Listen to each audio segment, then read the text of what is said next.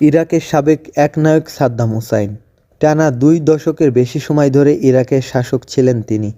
তার শাসনামলে ইরাকের এক শ্রেণীর মানুষ যেমন সকল প্রকার সুযোগ সুবিধা লাভ করছিলেন, অন্যদিকে আরেক শ্রেণীর মানুষ ভীষণ অন্যায়, অত্যাচার ও জুলুমের শিকার হয়েছিল। ২০০৩ সালে আমেরিকার নেতৃত্বে যৌথ বাহিনী ইরাক আক্রমণ করেন এবং সে বছরের ডিসেম্বরে তাকে গ্রেপ্তার করা হয়। পরবর্তীতে ফাঁসিতে ঝুলিয়ে তার মৃত্যুদণ্ড কার্যকর করা হয়।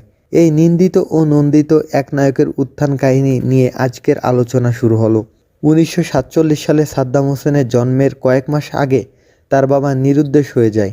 কয়েক মাস পর তার বড় ভাই ক্যান্সারে আক্রান্ত হয়ে মারা যায়।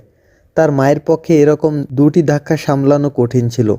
তীব্র বিষণ্ণতায় ভুগছিলেন তার মা। জন্মের পর সাদ্দাম হোসেনের লালন পালন করা তার পক্ষে বেশ কঠিন ছিল, তাই তাকে আত্মীয়র বাসায় পাঠানোর সিদ্ধান্ত হয়।